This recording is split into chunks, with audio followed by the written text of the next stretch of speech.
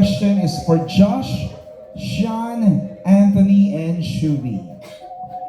If X is equal to Y and Y... Mathematical ano pala. Guys, very interesting ang title ng film na Huwag Kang Titingin kasi parang hindi lang siya warning sa story but something na relatable din sa real life. Sa personal life nyo, may instance ba na na-apply nyo yung huwag kang titingin? Like choosing not to look at something, not to react, or not to engage kahit na curious kayo. Please provide us specific instances. Wow, grabe.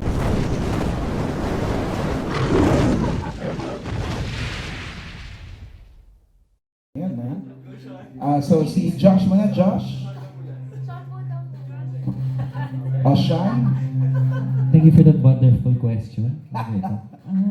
There was an instance na wag akong titingin na talagang pinigilan ko talaga, no?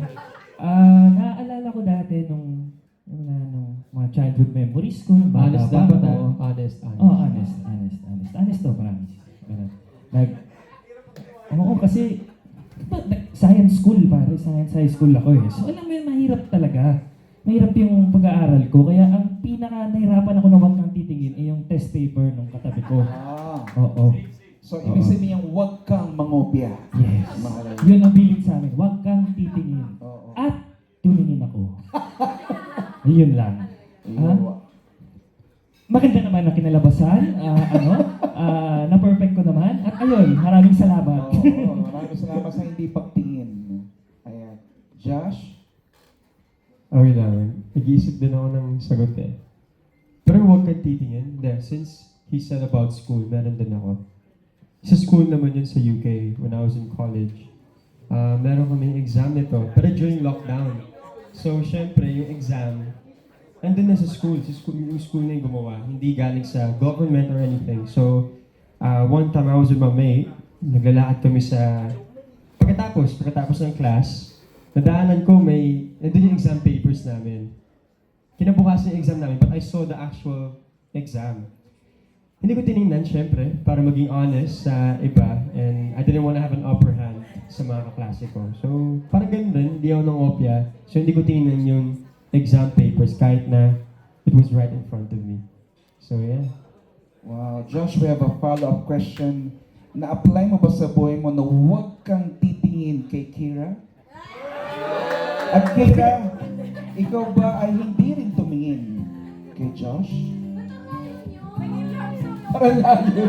Nag-changing music. Kaya ba ito ang tawag dyan, tingin ng tingin. Hindi napigilan ang Hindi pagtingin. ko kaya siyang tingin eh. Hindi ko... Ano sabi ko? Hindi ko alam. Hindi, nawag ka titingin. Siyempre, pag ano, respectful lang. Kung let's say, magbibihis siya or something, siyempre hindi ako titingin. Oh, syempre naman. Oo naman. O Kira, narinig mo yun? Hindi kaya, honest, di ba? hindi kaya titignan pag nagbibihis ka. Oh. Hindi rin daw titigin si Kira. Bawal. Oo nga naman. Tama. Sa house, bawal namin gawin yun siyempre. Housemates eh. Oo. And respect lang namin. Pag nag-ibig si Michael, okay lang. Pero pag yun, di ba? Parang, delete niyo po yun eh. Hindi, joke lang. Thank you, Josh. Anthony, do you need an interpreter? No, let's do it. Did you understand the question? Yes po. Ay, salamat naman. Thank you. Kaya mo? Okay, Anthony. Alright, cool, let's do it. I don't know, I feel like, well, starting off this answer, I don't know if many people know my upbringing within showbiz, within here in the Philippines, but it's almost been a year and a half now, and it's been a really, really fast and fun year. And I mean, after college, 1 week after my graduation, as in I walked my stage, I took a flight here in the Philippines and I was modeling here, guys. So, I don't know, I was working so much. I entered in showbiz really, really fast. And to answer your question, guys, applying this message, I really never looked back. I didn't look back. Once I landed here in the Philippines, I went straight at it and I really focused on my future, really invested in myself, and to be here on this stage with this wonderful cast here for this first horror film, my first film ever.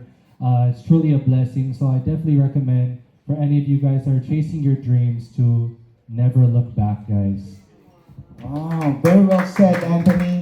In other words, huwag kang lilingon sa nakaraan. Yeah. Huwag kang, tama, huwag kang titingin sa nakalipas. Always look Forward. on the brighter side of the day. No. Shuvi, do you need an interpreter? Ako gusto ko lang po muna magpasalamat. Hello everybody, hello po sa lahat na nandito, to all our media friends. Thank you so much for giving us your time. Maraming salamat po at para hindi na ako masyadong maraming sabihin, answer ko na kaagad. Ako, in contrary to all their beliefs, I feel like kung meron akong instance na hindi ako tumingin, I feel like as a Filipina kid growing up, I've always learned to always look back. Meron akong utang na loob palagi sa lahat ng pinagdaanan ko, sa lahat ng tumulong sa akin. So, wherever I go, wherever this life take me, palagi kong iniisip na sila yung dahilan kung bakit ako nandito. So yes, I always look back sa lahat ng tao na tumutulong sa akin. Yun po yung tinitingnan ko pabalik. Kumbaga, huwag kang hindi tatanaw ng utang na loob. Very well said, Shuvi. Thank you very much. And